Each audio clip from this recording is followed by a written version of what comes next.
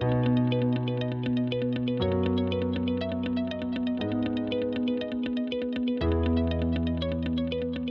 everyone.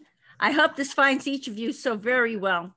I'm speaking to you from my studio in West Orange, New Jersey. Honored to have this opportunity to interview Lou Magrone, who is a speaker, a philanthropist, and the founder of Walk in Sunshine Charity. Lou will be speaking to us today from Westfield, New Jersey. So, in a way, we're neighbors. I'm in West Orange and Lou is in Westfield, and I'm sure he's eaten at our restaurants and I've eaten in theirs. So, Lou's wife, Francine, gave birth to a beautiful baby boy named Joseph Lewis on January 6, 2017. But sadly, every parent's nightmare was now their reality. Their son was stillborn and he was laid to rest a week later. This tragedy inspired Lou to create Walk in Sunshine Charity, whose mission is to provide assistance to families in the New Jersey area who have lost a young child. And additionally, it provides online resources for families all around the world. This is no doubt going to be a very informative and touching interview with Lou, and I'm really looking forward to it. Hey, Lou, welcome to Grief and Rebirth podcast. Hi, Irene. Very nice to meet you, and I really appreciate this opportunity to chat with you tonight. Your organization is wonderful, and it's truly my pleasure. Though, of course, the reason for it is, but we need people to be informed about these things, and here you are. So before we begin talking about Walk in Sunshine Charity and what happened to you, let's how about telling our Grief and Rebirth podcast audience about your life and career before Joseph Lewis was born? Yeah, so I grew up on Staten Island, New York, with my wife Francine, and we were just so excited that after we met and were married, to move to New Jersey. It's this progression in life. I made it, and we were looking around New Jersey, and we settled on Westfield, and the schools were great, and here we are. We took this leap of faith to move into our dream home in Westfield without having kids yet. So we kind of wanted to check that box and felt like we were doing all the right things. I went to school. I have a doctorate in physical therapy. I no longer practice. My wife has 2 masters. So here we were, both at a very working, middle-class, blue-collar homes, and had put our heads down for a lot of years, and we're trying to achieve the American dream. So we got to Westfield, didn't really have many friends, and we were able to get pregnant. And then, everything happened, and we didn't have a support network in New Jersey because we were only there for about a year or so. And that was kind of our, experience kind of leading up to that point. Did you have any experiences with grief, Lou, before you lost your son? Sure. I mean, as a teenager, I remember being away. I went to Ithaca College in upstate New York my freshman year. Both a grandfather and a grandmother died from each respective side. And that was kind of difficult for me just because it was still used to not being at home and not having that support. And I think other challenges when they arose in college, I really turned to a priest, to a man that became super close with me. His name is Father Scott Kubinski, still very close to me. He married Francine and I, and he almost became a second father to me. And he taught me things that maybe, weren't easy conversations for my parents or other family members to have with me growing up. So I'm so appreciative of him and his time, because I think in your 20s, it's a great time to explore yourself and to practice certain things like meditation, like just keeping an open mind and thinking about grief and letting go and all kinds of stuff I'm sure we'll touch base on later in the podcast. Sure. But yeah, of course, there was relationships that break up that, are rough when you're a young person and things like that. So yeah, some experience with grief, but obviously nothing like what you went through here. Nothing like losing a child, of course. So how about sharing the emotional roller coaster you experienced while you waited? I mean, it's such a story, while you waited for your wife Francine to deliver your stillborn son. And how did you and Francine eventually find joy in spite of this tragic circumstance? Yeah, it was the craziest 24 or so hours. Francine had an ultrasound at her hospital where she works at Staten Island University Hospital. She was a nurse practitioner there, and received the call that the baby wasn't moving. And I rushed from New Jersey to her work, and at this point, we decided to deliver back in New Jersey where we were planning to, which was Overlook Hospital. And so we got to Overlook Hospital, and I just remember the emotions going from New Jersey to Staten Island were just crying, and everything was raw and anger, and you're hoping something's wrong, and then they show you like 4 times that the baby's not moving. And once I saw that baby, I knew, or Joseph, right? Once I saw Joseph, I had gotten to know him so well from those other ultrasounds. I just knew he was always flailing his arms, and unfortunately he wasn't anymore. And Oh, so heartbreaking. it was crazy. Heartbreaking. Crazy. So we got to Overlook. They confirm everything again. They explain the process, that it's going to take some time to induce Francine. And I think the nurse came in and dropped off some sort of like book. I don't know what it was, but I wanted to throw it, and I was not in a good place. And I thought about punching the wall, and all kinds of stuff like that, and a lot of anger. But I went back to that faith that I had practiced with Father Scott in my 20s, because you kind of revert back to this, almost like primitive ways. And because I had taken so much time to develop that just knew that it was in God's plan for this to happen, and to let go, and to almost allow it to happen, and to say, hey, I need to be here to support Francine, because she still has to vaginally deliver this baby. I have to cheer her on and coach, just as if Joseph was alive, even though we know Joseph isn't alive, to make this as painless or as possible. But our local priest at St. Helens here in Westfield, we called him because we wanted him to come pray with us. He came, and it was just so powerful, and it was so powerful. And our family showed up at certain times while waiting for Joseph to come. And then finally, the nurses were checking on Francine, and, they said the time had come. But at some point, maybe after 24 hours, and maybe Joseph was delivered 26, 27 hours after being induced. So the last 2 to 3 hours, I can't describe it, Irene. We became excited. We were excited to see our son. This was our firstborn.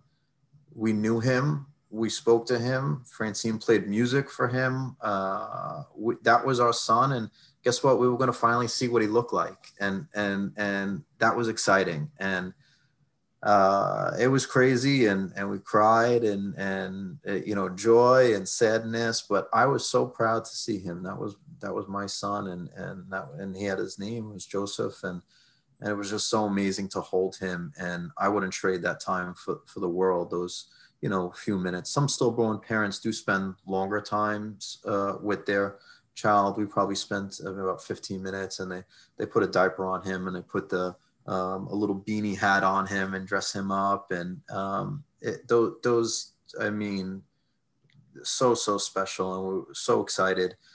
And only, I think, God can, change hearts. And that's what happened, is my heart went from being so angry and cold and rigid to being so warm and loving and open to see Joseph. And I'm just grateful to have met him. Look at how you evolved through this experience. Look at how you grew through this experience. That's amazing. It really is. What were people's responses to your loss? Were they generally sympathetic? Because I hear that stillbirths are very hush hush and understudied, and people have a hard time with it usually, don't they? Yeah, you're exactly right. A lot of people didn't even really want to acknowledge it. And to be honest with you, that hurt. And it still hurts now. I mean, probably the best thing you could do for any stillborn parent, if you find that about them, is just to say, I'm sorry for your loss. Like, it means so much because so many people don't, and they don't understand it. So just because they didn't get to meet Joseph or hold him or play with him, and he didn't pass at 3 months or a year and 3 months, I guess it's easy to discount that because people base it on their personal experiences. So I guess, so I'm 39 now, so this was 3 or 4 years ago. What all our friends were doing when they were having their children was sending a text to their friends being like, oh, so-and-so is born, Mary is born on this day and this night, and everyone's doing well. Well, guess what? I wanted that experience too. So I shared how beautiful Joseph was, the date and time he was delivered, and that he looked like his mother, and something to the effect that, we were, passing him off to heaven. And almost nobody responded. Wow. Nobody knew what to say. Nobody knew what to do. And I don't even know if I was looking for a response, but selfishly, I was looking to share my joy because of that joy I was having. But yes, I'm here today, Irene, just to bring some awareness to this topic, and that these children are part of our families, and we're not letting them go, and they're a part of our stories, and absolutely to be recognized. So just the recognition, I think, is important, because Irene, you can sit here today in 2021 and say, you're whatever color you want, you're whatever creed you want, you're whatever sex you want, and 99.9% of people accept that. But you say you have a stillborn, people run away, and it's not acceptable anymore. No, it's not. And how hurtful, what inspired you to found Walk in Sunshine, and why did you give the charity that name? Sure. I don't, I didn't mean to be so religious, I guess, on this chat here. You can be as religious as you need to be. On Grief for Me First podcast, you be you, Lou. It's not a problem at all. Sweet. Thank you, Irene. I guess at Mass in that next 6 months, I had heard locally here in Westfield, New Jersey, still being the outsider, not having friends, about some other losses parents were having. There was a diving accident. A young man passed away, a teenager. Another young lady was hit by a car innocently crossing the street. And so one day, the same priest that came to pray with us in the hospital gave this riveting homily saying, life is hard and everything's hard, but he has not had to bury a handful of children and teenagers as he has in the last couple of months. And obviously one of them was Joseph as well. And so here I am sitting here like, wow, I'm driving by all these houses and there's other people in a lot of pain too. And if you lose a child, it's a pretty unique pain that's, very high on the grief meters, that right. Harvard and some other people have studied when they've looked at your kind of brain activity. So I was like, wow, there are other people in pain. And I know that when I was looking for answers on the internet, because that's what my generation does, is I'm Googling at 1 a.m., I couldn't find anything. I just kept getting dead ends. And I was just frustrated. And I said, there needs to be something that could compile all these great resources that are out there that are just so hard to find. And so to know that there was pain going around me locally, and the frustration I was having finding it kind of led me to it. And then also going to the infant section in the cemetery, which is kind of children 0 to 3, a lot of the headstones, about 50% of the graves don't have headstones. And so I asked the cemetery keeper or cemetery master or director why, and he said, a lot of it's financial, Lou. People, when they have young children, are ready to pay for diapers, they're ready to pay for formula, but they're not ready to pay for a funeral or a grave and a headstone and all that. And so when people are living, paycheck to paycheck, this is a burden, and I didn't want that to be. So that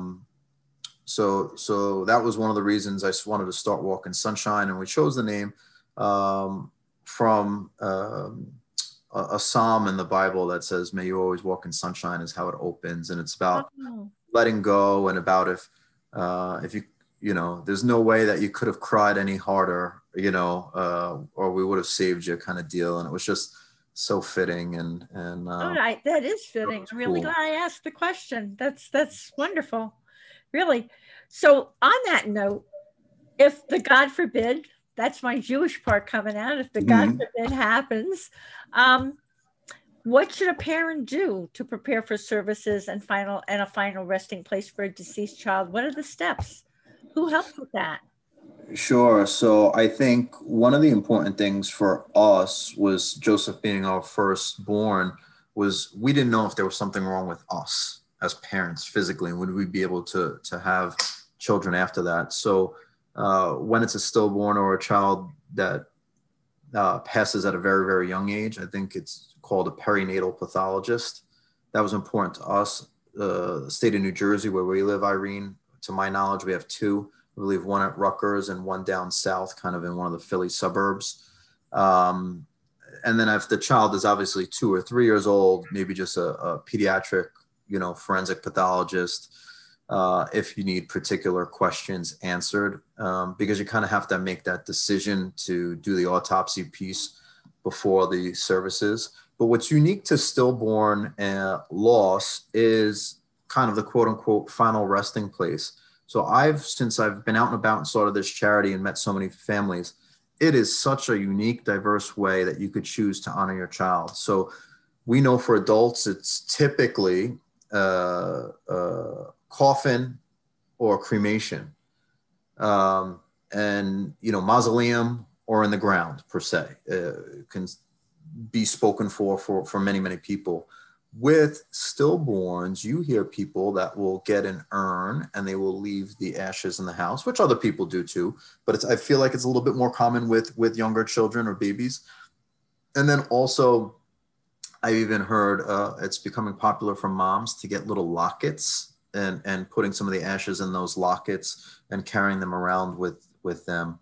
So I think making some of those decisions are important, and some of those resources are hard to find. So when I showed up at the local funeral home here in Westfield, a story I like to share, Irene, is that they said, "Oh, you need to bury your son, your baby boy. Well, here's our options." And pretty much the only option I remember seeing, Irene, was a little pink pillbox that looked like it was from my grandmother's house in Brooklyn from the 1970s. It just looked like it was 50 years old, and it was pink. And for me, that didn't work. Right. I need. Hey, my son was a guy. yeah.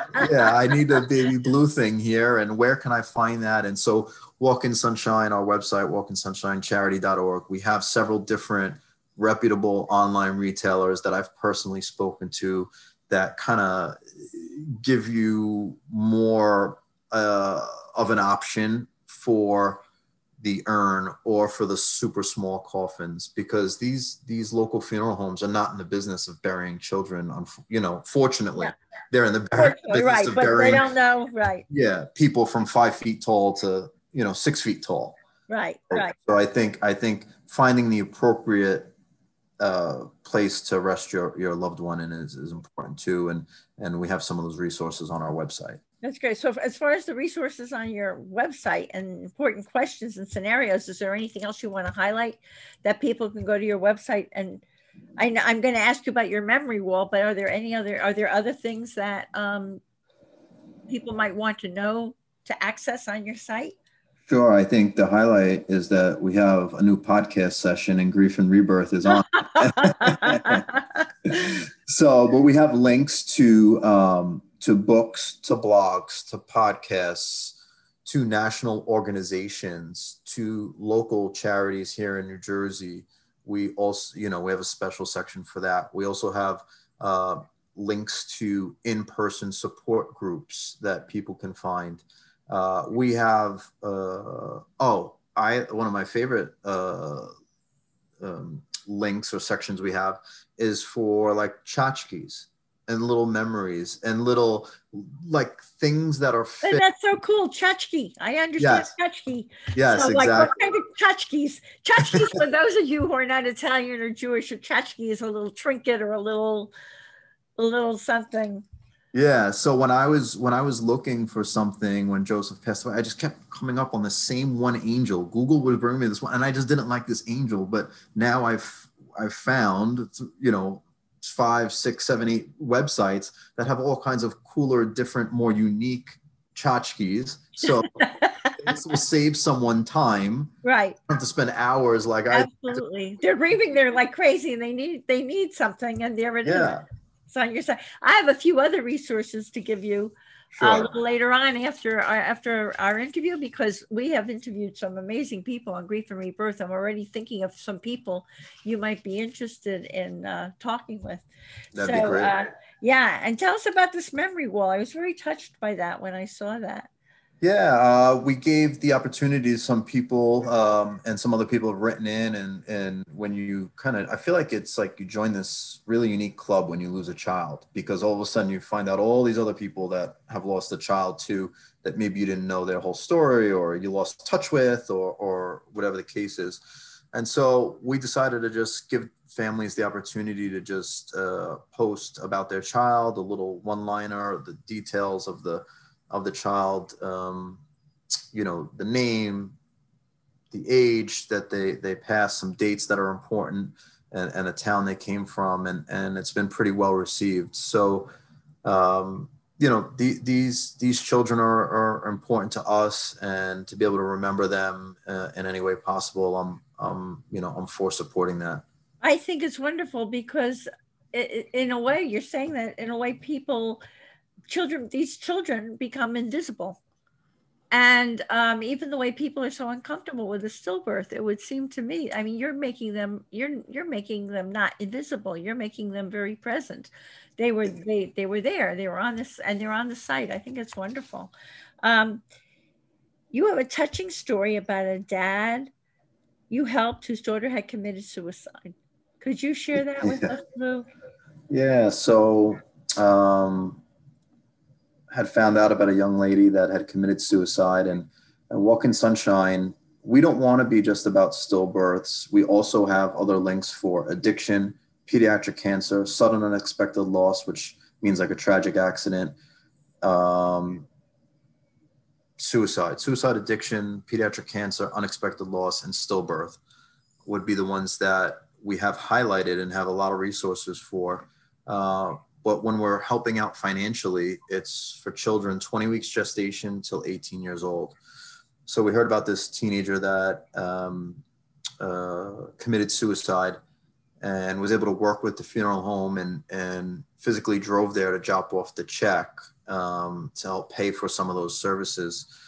And while there and chatting, the dad of this young lady happened to walk in, and I guess he had heard that there was someone that was going to be helping out financially, but he didn't know who and where.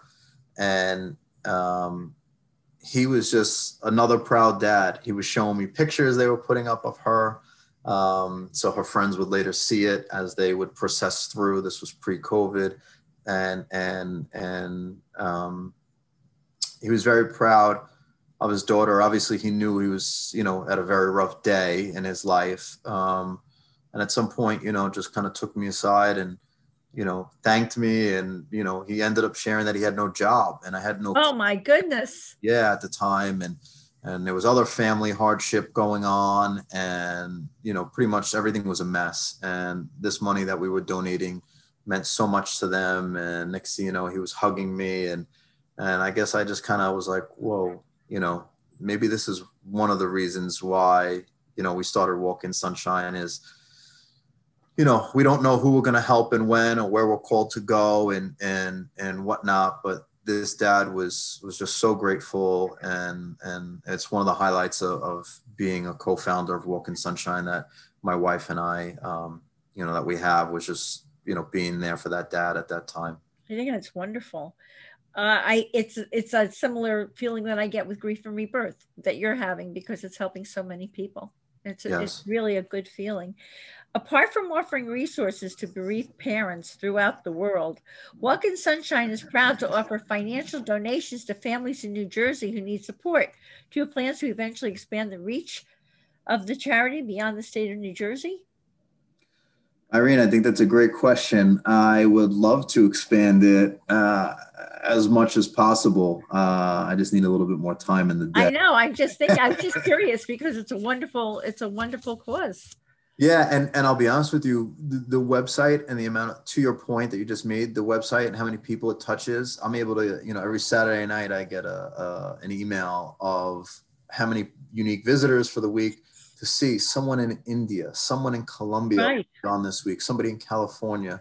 So yeah, I've had people reach out for resources in Louisiana, all kinds of states, and it stinks to say no because I have to, be true to the people that have donated. And right now, um, the money's staying in New Jersey at this point Right. based on the mission. But I would love to continue to to build out the board and continue consider helping other people because we are getting the requests. It's still amazing to have these people write into the website because then I do know some national organizations that are bigger. I kind of consider Walk in Sunshine a mom and pop kind of shop. So I can push them towards those other resources and hopefully they can help financially. And then also maybe based on their story when they're pouring their heart out in their email, which still every time stops me in my tracks because you're not ready to receive this email because you don't know when it's coming. I also try to suggest other resources and do other introductions and say, hey, I know the executive director of that charity down the block, from you. Do you need something? I'm happy to introduce you. And that's been pretty powerful as well. So, Wonderful. What is the dad's view of loss and grief and coping? so something I've learned speaking with other dads is when it's a young child that passes, we get into this, everything everybody does this fight or flight mode, but we want to be there for the mom. And so we have to put up this hardened external uh, persona because the mom is grieving. It's perceived the mom is going through something that's worse, and arguably, typically, it is. So what I've found out is, and what I've lived and what I've heard is that, hey, everybody's making sure mama is okay for the first 3 months, 6 months, whatever it is, because of that connection the mother does have with that child. She carried that child, she birthed that child, and so the dad's just kind of, not stoic per se, but he's neglecting his emotions. And then typically what happens is once maybe the mom starts to show that she is coming to grips with loss, she's maybe handling her day to day a little bit better, that the dad collapses. Lost apart. Yeah, Right. falls apart emotionally because he's been holding this in for 6 months and then it finally just overwhelms him and consumes him. And then maybe he realizes, wow, I want to speak to someone, or I need to listen to a podcast or read a book or a blog and so on Walk in Sunshine, there are certain books and blogs and other resources that are just for dads. And I wanted to make sure that that was out there because that is a unique kind of experience. And so, yeah, so that was kind of, my experience, maybe not to a T, but to some extent. And I've just heard it time and time again. And when you hear it, it makes sense. But unless you've lived it, you might not necessarily know that this may be what's happening. Absolutely. Well, this Delayed brings me back grief, to a right? few, yeah, brings me back to a few other interviews we've had because I've interviewed a few men who say how difficult it is for a man to grapple with his emotions. Mm-hmm. And so that's completely true.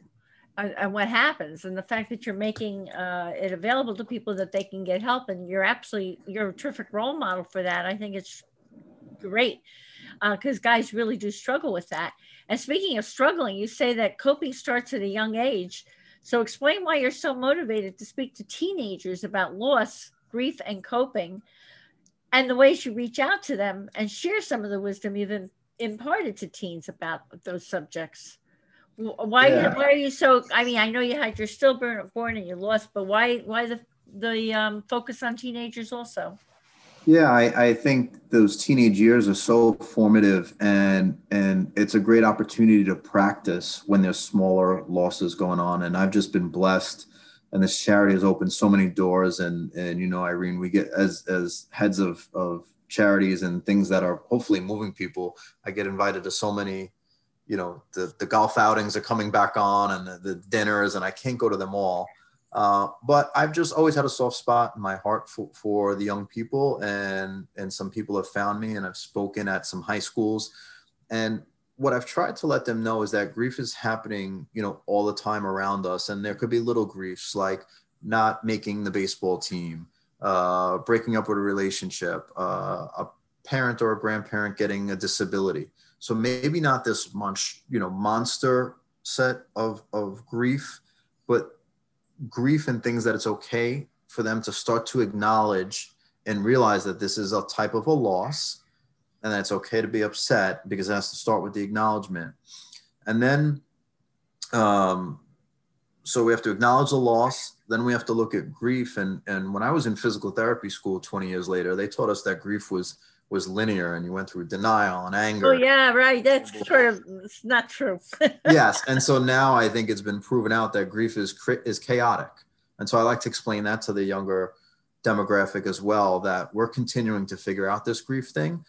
But however you grieve, it's okay for you. And there's going to be backward steps in this process, and it's not linear, and it's not simple to explain.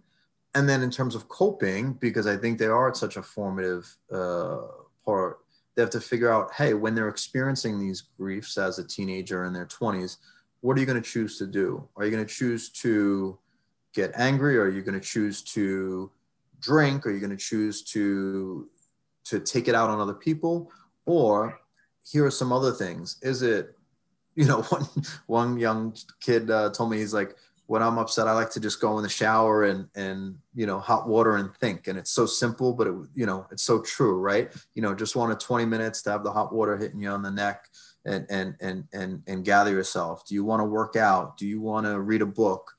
And so those are all things that you could practice, so that when you do face a bigger tragedy, a bigger sense of grief or loss, and we all will, that you kind of already have the playbook somewhat written, and you kind of can revert back to those habits. So we have to practice those habits at a young age. And I think the young people, they're focusing on trying to get into college, trying to get their careers off the ground. But if we're not talking to them about grief and loss, they could have this amazing, stellar career. And then when this event happens, they could be derailed, and it could totally. You're also teaching them empathy, which I think is fantastic, and it's so important. Yes, absolutely. There's a very narcissistic period of a kid's life too, when you're teaching them to, someone they run across someone in class or a teacher or whatever, and so you don't know what's going on in a person's life. You're teaching them a lot of empathy. So for you personally, what kind of coping mechanisms do you employ when you've got a difficult situation coming your way? Yeah, so prayer, number one, and just knowing that I have to let go. I can't hold on to this stuff. I can't hold on to grudges. It's not good for my mental, emotional well-being. I'm sure that's a theme time and time again in grief and rebirth, and just know that that there are better days ahead. But to get through the day to day, definitely, chatting with friends and mentors and having people keep company is always kind of important. And then when I need my alone time, I would say, even if it's not strenuous, some sort of workout and just getting some of the energy out has been something that's worked for me. That's so helpful. What is your all important message about the importance of healing grief? You're talking to these teenage kids. You're trying to tell them it's not a good idea to stuff it. Why should they go see someone? Why should they try to heal their stuff? Yeah, because I think if you don't deal with it at that time or shortly after, the stuff compounds inside of you, and a couple little things or a couple middle-sized losses can become bigger issues down the road, and you carry that baggage with you. So nobody's perfect. Everybody's going to have something going on, difficult challenges, and it's like anything else. You have to deal with it as it comes up, and as a young person, you don't want to take that stuff into your future relationships, into, you know, when you're parenting. Because if you don't, right, we will find ourselves now as a young parent of two living young boys. You find that you sound like your parents, right? You say, "Oh my God, I can't believe I just said that," and that's fine, and that's great 90% of the time. But there's always 10% that you maybe want to change, and you have to know what that is so you can change it. Otherwise, we will become our parents. And even when parents do a great job, you know, the world changes and there's things Absolutely. to improve upon. So we have to continuously be evaluating ourselves and kind of healing ourselves and getting ourselves to a better place. I couldn't agree more. Now, I would really like to encourage people listening to make a donation to Walk in Sunshine, because what a wonderful cause this is. And I'm sure that you've got the ability, if they want to honor someone who's passed or whatever, by making a donation. So, how do they do that? And what are the best ways for our audience members to connect with you? Sure. Thank you, Irene. That would be great. 100% of the money donated goes to the final resting monies owed for a family between 20 weeks gestation and 18 years old here in New Jersey. I personally, my wife and I, we pick up any other expenses that Walk in Sunshine incurs, you know, still being kind of a smaller charity. So 100% of the money goes to families that need it. And on our website, walkinsunshinecharity.org, there's a donate button on every page. And on our Facebook page, which is pretty popular, it's facebook.com/Walk in Sunshine Charity. You can message us there. Our Instagram page is walk_in_charity. I think we have like 10,000 or 11,000 followers, something That's pretty amazing. significant there. But I'm also open to email, and I get a few a week, and that's walkinsunshinecharity at gmail.com. So WALKINSUNSHINE charity, CHARITY at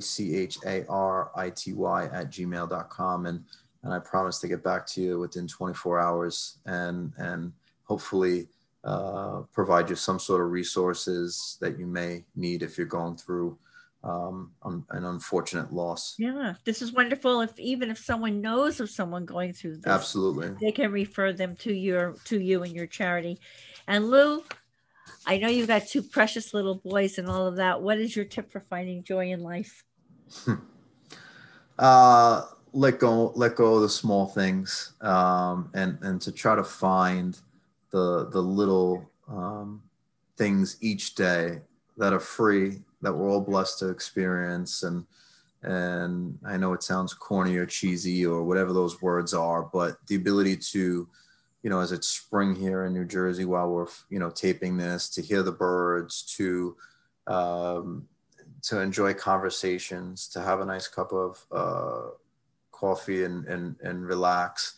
Just little simple basic things have become more substantial and more profound in my life, and letting go of just little stupid things Of this stuff, right?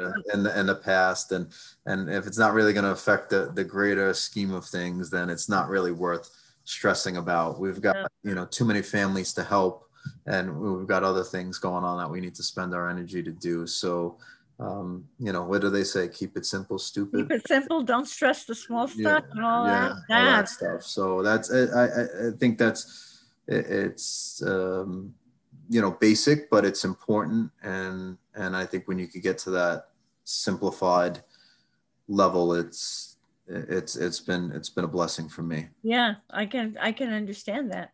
Well, Lou, your heartbreaking experience has provided you with this unique understanding about the pain of losing a child, and now you're honoring Joseph Lewis by helping so many others.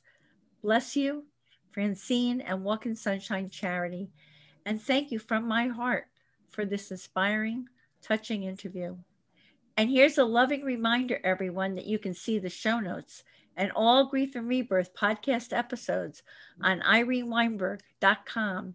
And make sure to follow us and like us on social at at Irene S. Weinberg on Instagram, Facebook, Twitter, and YouTube. As I like to say, to be continued. Many blessings, and bye for now.